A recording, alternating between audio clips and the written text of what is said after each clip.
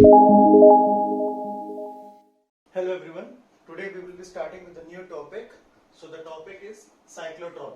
So let's get started and understand what is cyclotron and why it is being used, why it has been introduced, what is the reason of using a cyclotron, or do we know previously anything which was earlier being introduced and we don't know? Clear? So before starting with the topic cyclotron, which is one of the main important topic of class 12 physics, so let's understand basically what is linear accelerator. I am introducing the word over here, that is what? Linear accelerator. First, a person should understand very clearly what is linear accelerator. Before 1931 means before the introduction or design of cyclotron, which was designed by E.O. Lawrence and Livingston.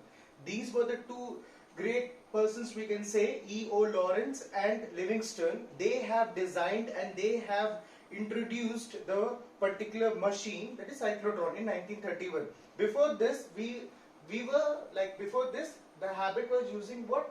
Linear accelerator. What is linear accelerator? An accelerator is used to accelerate a charged particle. Accelerator is used to accelerate a charged particle. So what do you mean by accelerating a charged particle? If a charged particle is accelerated, it will have a high energy, and that particular high energy can be carried out for a nuclear reactions. But there was a huge drawback for this. What was the drawback of using a linear accelerator? Even though it was having the kind of environment that the particle can be accelerated and can be used for the nuclear reactions, but the major drawback for this was it was literally very huge in the size. The cylindrical structures those were used in the linear accelerator were quite very huge, and it was very impossible structure to carry it out further and further and further. So what they have done, E.O. Lawrence and Livingston, in the year 1931, they have designed a particular machine which is known as what? Cyclotron. Now what purpose the cyclotron is and what principle it is based off, what is the construction of cyclotron, how it can be used, what is the mechanism, what is the working procedure, we will see in a detailed flow. Clear? So let's get started. So basically E.O. Lawrence and Livingston, they have created a machine and they have named it as what? Cyclotron. Apart from the linear accelerator, they have used the word cyclotron. Now just understand why we are using cyclotron over here and what is the construction. So let me tell you what is the principle of a cyclotron. Do remember in the cyclotron, what they have used a charged particle. It can be an alpha particle. That particular can be a alpha particle, or it can be a positive ion. It can be a positive ion. It can be alpha particle. It can be positive ion, or it can be a proton. Do remember one thing, my dear, we have to use only and only positively, whether it is a alpha particle, whether it is a positive ion, whether it is a proton. We can't use any negative particle over here or the negative charge over here. So let's get started and let's understand what is the principle behind this. Whatsoever the alpha particle we are using, or whatsoever the positive ion we are using, that positive ion will acquire a huge amount of energy by simply having a smaller alternating frequency, so that it can be placed in the electric field and experience the perpendicular plane of the magnetic field and can be carried out for the nuclear reactions.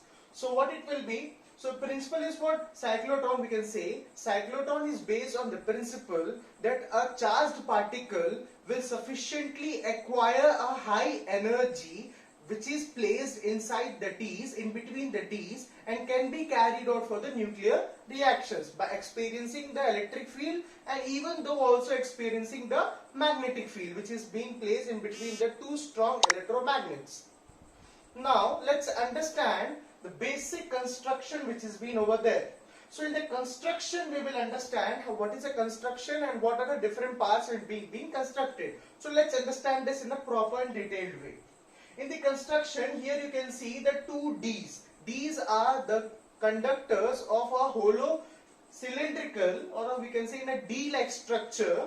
So these two Ds are placed in such a way, just understand this. For example, consider this is D1 and consider this is D2. So they are placed edge to edge like this, some way somehow in a horizontal direction.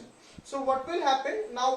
These two D's are placed like this. To change the polarity of the D's, why we are changing the polarity of the D's? Because we know it very well.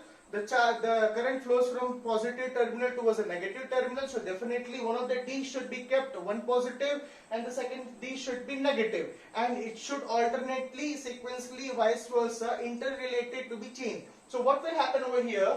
We are connecting the two terminals of the D's to the high frequency accelerator. So when we are connected the two D's with a high frequency accelerator, what will happen? The D1 and the D2 terminal will be connected to that particular frequency accelerator, which is a AC supply. Now what else is there? We have a two strong electromagnets. What are the two strong electromagnets over here? A north one up the above and the south one to the below. And we know it very well, the direction of the magnetic field will be perpendicular to the particular plane of the D's. Means the direction of the magnetic field will be vertical and the direction of the electric field in this particular case will be horizontal.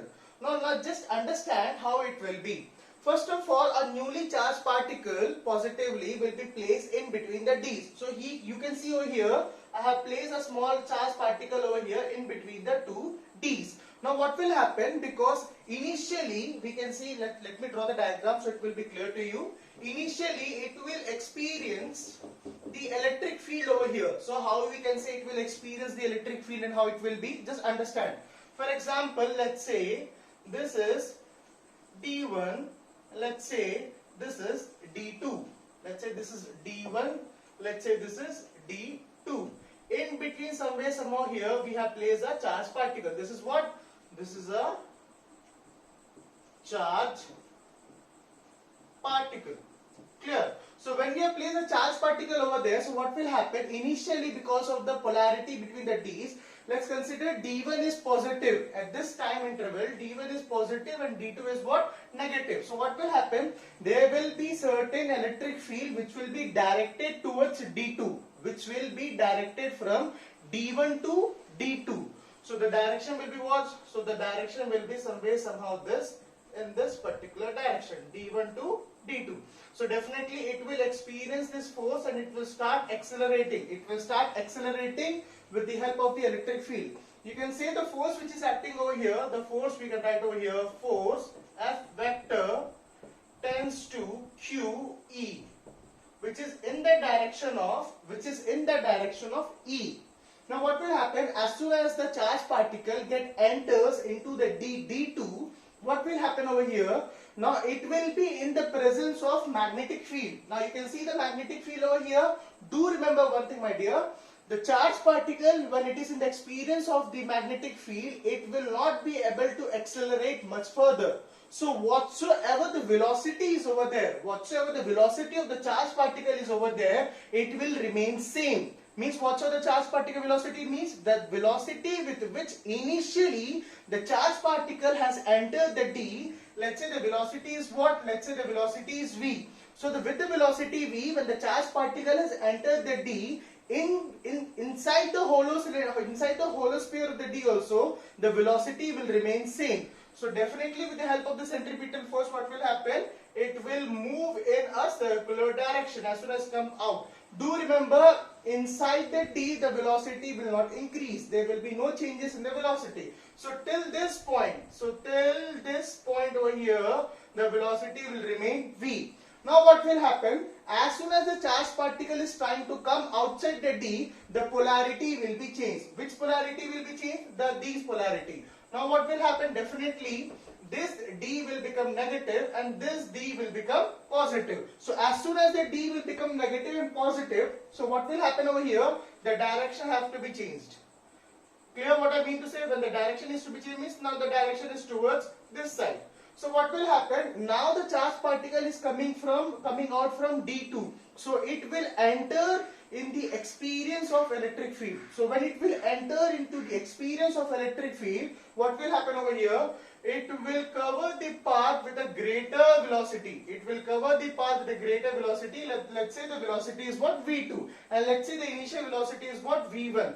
Again it will enter over here and again it will cover some path in a circular path. But do remember here we have to introduce the time. The first time period you will write what? It will be t.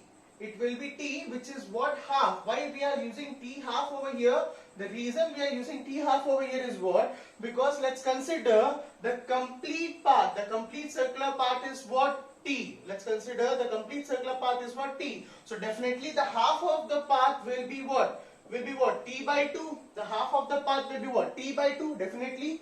Now let's understand what is this. Now when it enters into the D1 with a greater velocity V2 as compared to V1, so it will again cover the path, again it will come outside, again the polarity will be changed, this will become negative, this will become positive. Now again it will go on with a greater velocity, again the velocity increases, and this process of increasing the velocity and continuing in the circular path goes on and goes on and on till it reaches the path where it hits with a greater speed high, we can say energetic photo beam. This energetic photo beam will be directed outward and it will hit the target.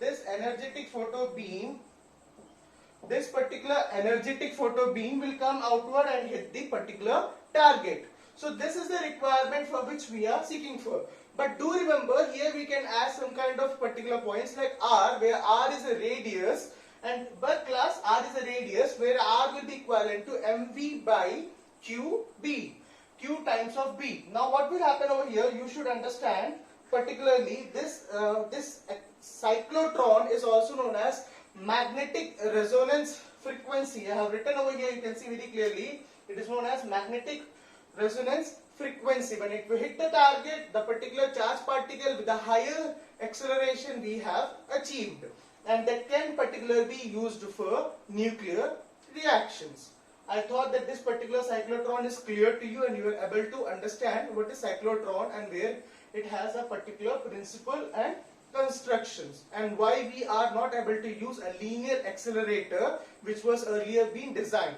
And who has introduced cyclotron over here? He was Lawrence, E.O. Lawrence and Livingston in the year 1931. Thank you so much. In the next video, I will cover the new topic over there.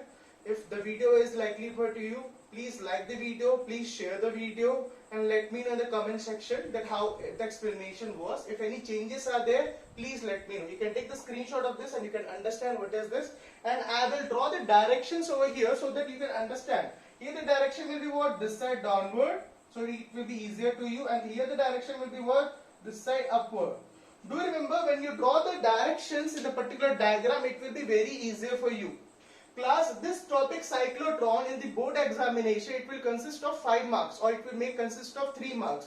So please be very particular regarding the diagram what you have drawn. If you have mentioned the wrong direction over there or the misconception of the direction, there may be chances of deduction of your marks. So please be very careful that what directions we are maintaining over there. On the basis of directions you can understand, because when a checker checks a particular answer script, he is very fortunate for the diagrams. He understands if the particular student has drawn the diagram in a clean and neat and clean and labeled way, that means he understands the topics.